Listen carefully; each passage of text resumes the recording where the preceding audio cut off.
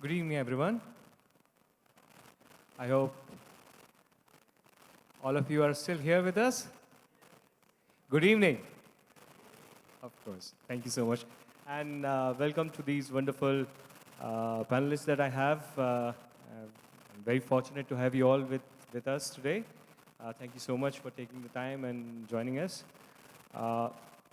Without wasting too much time, public sector units have contributed immensely to the nation's growth.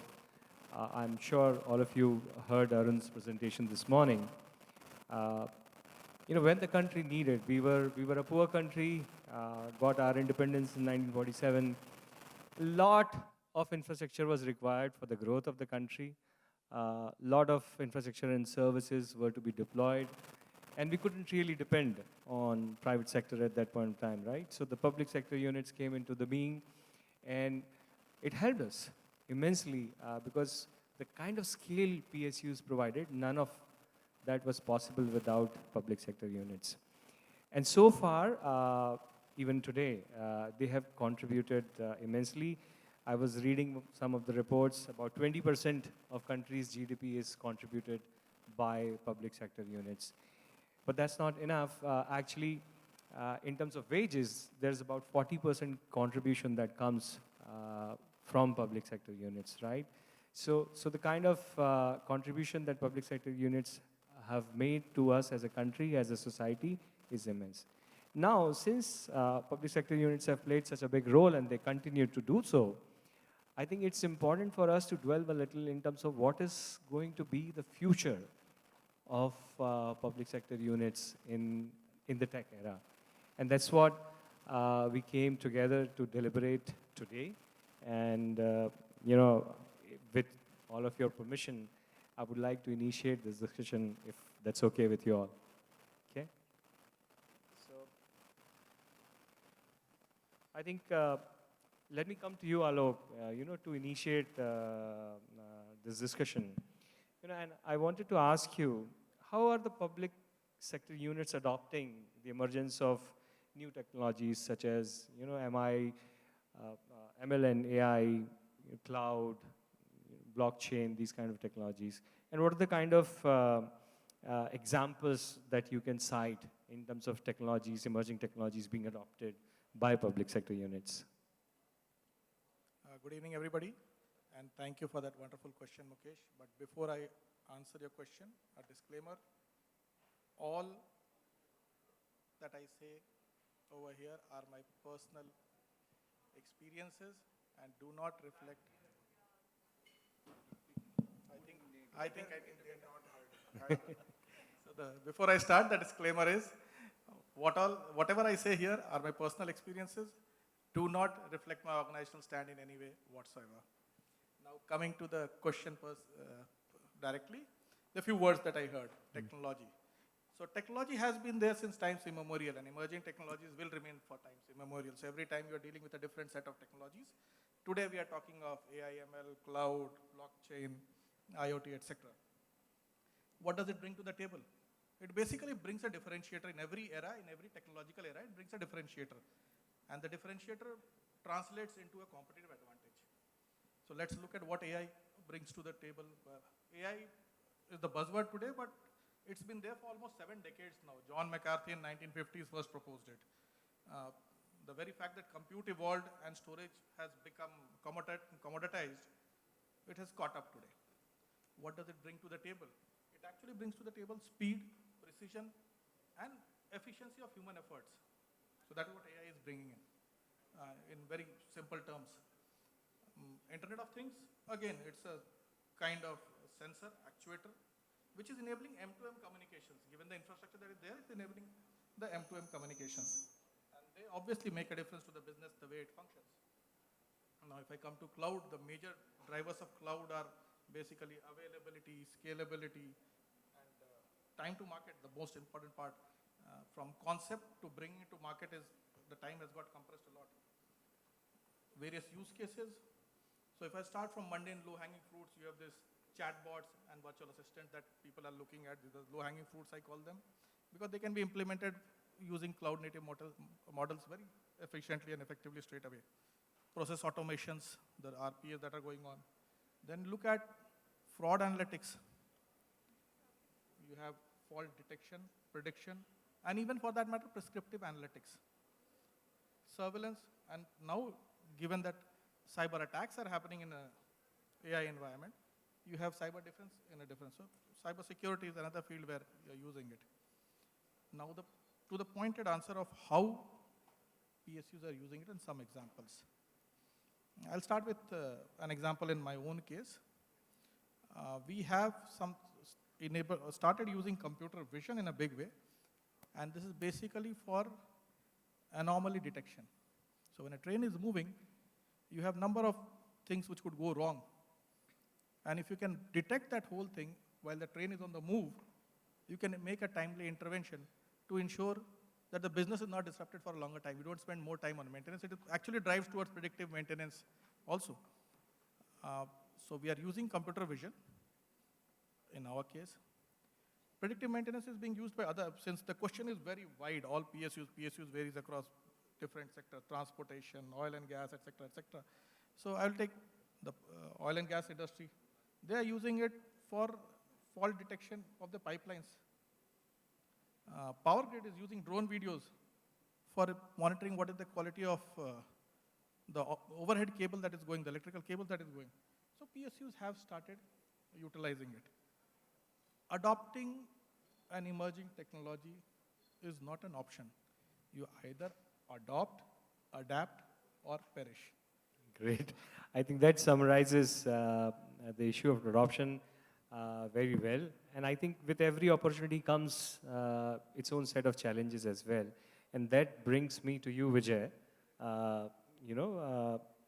Whenever PSUs are adopting these emerging technologies, there must be a certain set of challenges as well that come with that. So could you throw some light on, what are the kind of challenges PSUs are facing while adopting these technologies? Hi, good evening. And the standard disclaimer, as Alok said, also applies to me. Few things which we see in our public sector which are unique compared to private sector is applies to all the three zones. That is people, process, technology. People, we have employees for life almost, and there are issues with their rise in the organization, whether they adopt technology or not, etc., etc. That is an issue, but it can be resolved by giving them training continuously and giving them opportunities to use those training, etc. And then incorporating them into their APARs, etc. Second thing comes to processes. Processes we can go endlessly criticizing the L1 procurement process, etc., etc. But they are there for certain reasons, for allowing level playing field or allowing the technologies to develop in India, etc., etc. But instead of criticizing them or putting the blame on them, we have to circumvent them by maybe the hiring model or the new cloud adoption model, where you don't need to get stuck with the technology for 8-10 years. Another very important issue in the process is, which I will give an example of ONGC, a PSU which has been using AI, not the chat GPT kind, the other kind of AI in prospecting for oil and gas for maybe 3 decades now. So they are successful somewhere, they are not successful somewhere. So overall, their success ratio is compared, say, is it 30%, 40% above the global benchmark or not in their prospecting this thing. Huge amount of compute and data analytics goes into it, but the failures are accepted. The key word is failures are to be accepted. When you experiment with new technology, there are bound to be certain failures. So that process change from the top has to come in the maybe a policy change in the PSU parlance, that not everything will be successful and everything will give ROI. Something will fail also. Third thing is the technology part. Of course, everybody has spoken about it, Alok also, and everybody will. The cloud model is already here. It is almost 20 years in India, and there are at least 20 renowned cloud providers, including 2 we can see here, who are providing all kinds of service here. We have to adopt them. We have to go asset light, owning data centers or owning the systems or servers and everything, even if they are lying idle the whole night and the whole weekend, doesn't work anymore. You have to be open to the cloud models quickly. Great. Thanks, Vijay. And yeah, one more thing that we see is, as I was talking about 40% contribution to the wages, there comes the question of cost and efficiency, right? Public sector units also need to look at that, especially some of those that are listed, right? And that brings me to you, Subhashree. What are the kind of digital solutions that are there in the play today in the market that PSUs could use to improve costs and efficiencies? Sure. So, see, I think all of us will agree over here that PSUs today are solving for some of the largest critical infrastructure for our country, right? And obviously, they have a certain paradigm in terms of how they operate, right? Whether we are talking about focusing on social inclusion, talking about environment sustainability, or we are talking about making sure that our country resources are also sustainable in terms of being able to cater to that. Keeping this in mind, now let's look at what are broadly the cost structures. Now, of course, we know we have started seeing big news, State Bank of India, one of the largest public sector, being profitable. So there are a lot of such names in the sector who are doing great. There is still few players where cost considerations becomes a very key part in order to drive and understand what are the incremental efficiencies that can be driven. To that, Mukesh, one of the things that we could look at is how does the overall P&L look like? For every 100 rupees that you earn today as a PSU, broadly 90% is your operating expense, which divides between your raw material supplier cost as well as your employee cost. The remaining 10 to 15% is your financing and other expenses. One of the mistakes I see fundamentally, and we've been working with multiple PSUs over the years, is a lot of focus goes on thinking about wage reduction, looking at restructuring, looking at bringing down the quality of the product, but that will broadly contribute to 2 to 3%. The real impact comes in areas which are broadly and much mature themes, right? There is dropout in terms of any manual error. There is a downtime, personal downtime or machinery downtime. These are low-hanging fruits, right? Making it too intensive with too much of manual interventions, looking towards a role where you kind of automate the entire process, digitize this entire solution, use your digital tools more wisely. That itself, and this is data telling, will contribute to 7 to 9% of cost saving for us, right? We do not need to always think of digital adoption from a very large contextual perspective in terms of it's a very big change. In fact, today I think no one in this room is using the word digital transformation. We are all talking about digital maturity because I think we as an ecosystem have evolved there. So on that note, Mukesh, I kind of feel today PSU leadership has its own set of challenges. We're talking of transparency, we're talking about bringing in more efficiencies. How do we manage our workforce, right? That itself can be digitized, our vendor payment data. So all these aspects can be optimized, can be digitized, and these are your low-hanging fruits. And I feel this could be possibly the game changer if you were to start with. Great. Thank you, Subhashree. And actually that brings me to you, Vinayak, because, the SCI, as we all know, plays an important role in enabling PSUs. So I just wanted to ask, what are you seeing? How are you or the SCI per se enabling public sector units to foster innovation, just to stay ahead of the digital curve?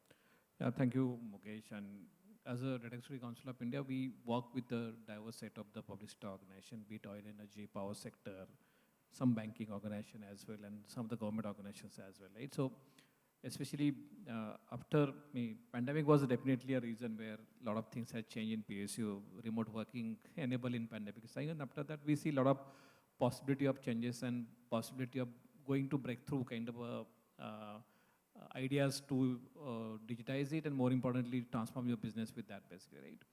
And especially after 2022, where until now it was more black box AI, but now we talk about generative AI. And in that, I think there is a lot of realization in terms of how should we adopt all of these things. And some of the ministries are putting together a vision document for the respective sector and asking them to go for more innovation, digitization, and also for that matter, cloud transformation as well, right?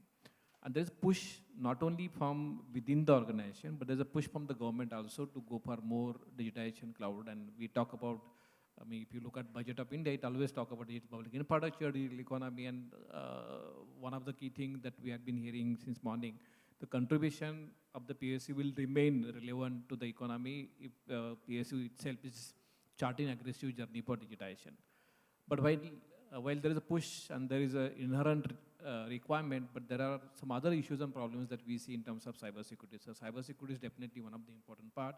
Things goes probably there's a boundaries of organization, and when you try to digitize, use cloud, use those kind of capability, and one of the important part of digitization is your ability to get hold of those capability no matter where exactly it is being created basically, right? So in that case, there is a sense of losing control. And there is a sense of losing data as well. A sense of the digitization also brings a lot of digital footprint get increased, and there is a possibility of attacks as well, possibility of security threats as well. So what we engage with these members that we have is to how we help them to browse those challenges basically, right?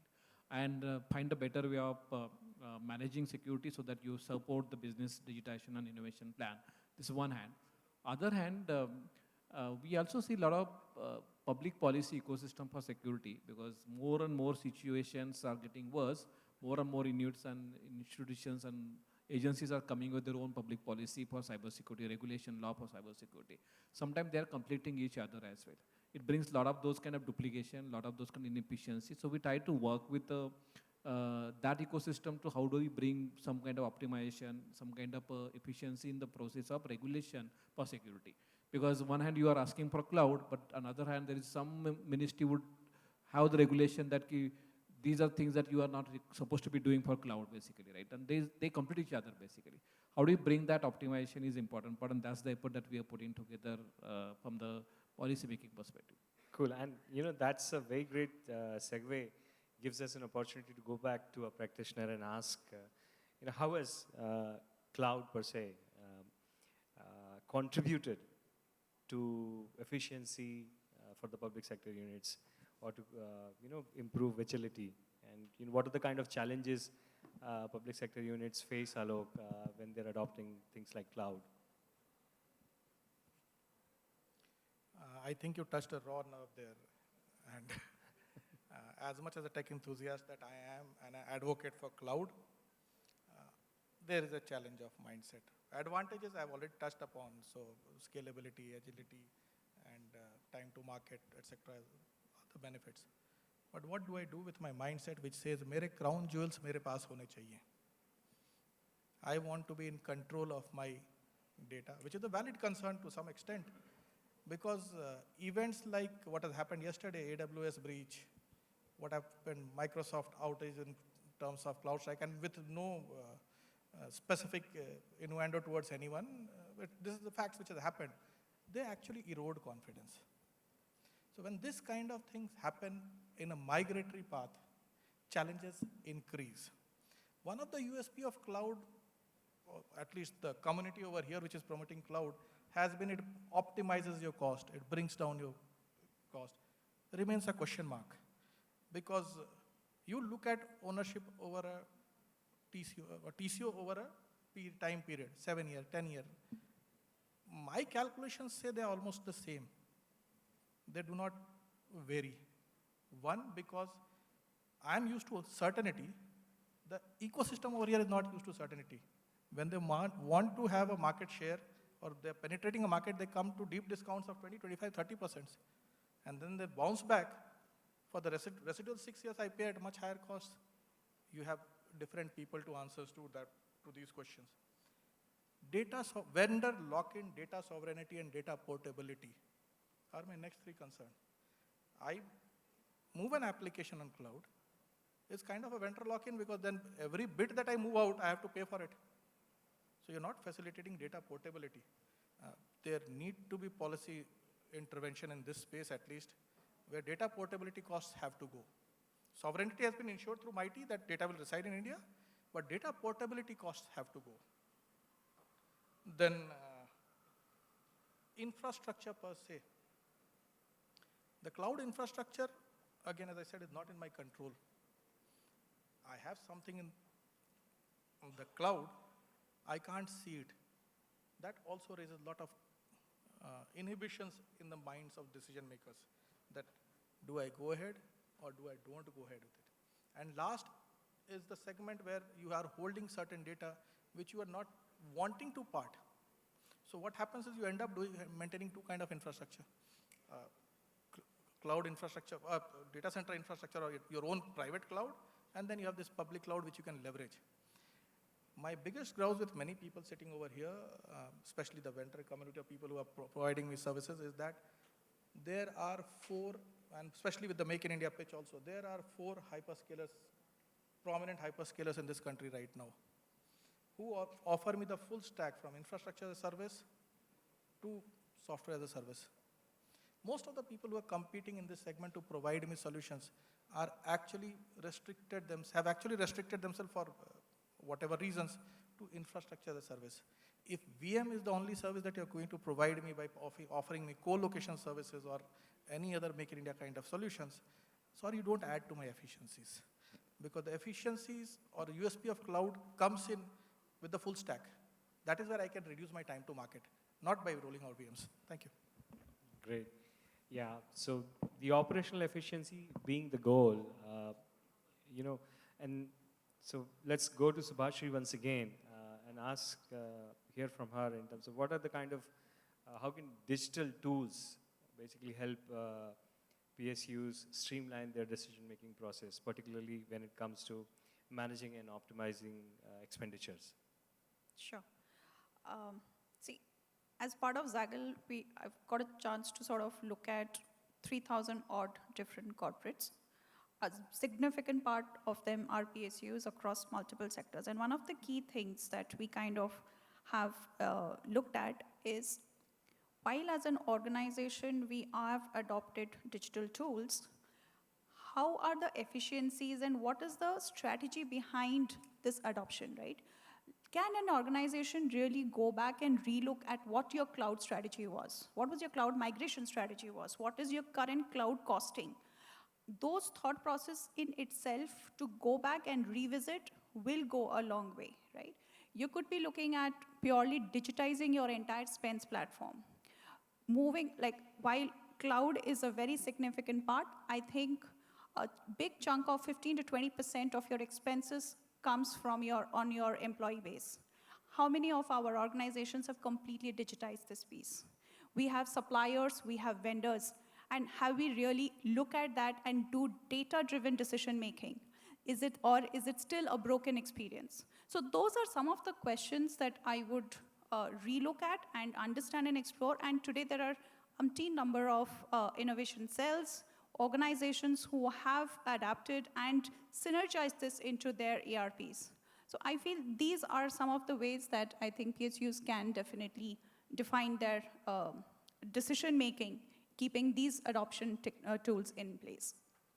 Great, thanks Subhashree. So we've discussed, adoption, technologies, tools, all of that kind of helps or is facilitating handling a lot of data or information. And that data or information needs to be secured. And that brings the question of, data security, information security. So let me ask you, Vijay, you know, what can PSUs do? What kind of measures PSUs can implement in order to secure the data, to build a robust data security framework? Yeah, a very pertinent and good question. Uh, Considering the kind of threats which we are facing right now, my advice, problems are so many, we can discuss ad nauseum. But the solution is, number one, we have to go on a data minimization strategy. What we don't need, we should not collect, neither we should store. That is the first thing. Second part is we have to focus as PSUs, because for private sector there are different compliance norms. For banks there might be different compliance norms. But as a PSU which is running service, public service, our strategy is for the data resilience has to be seen first.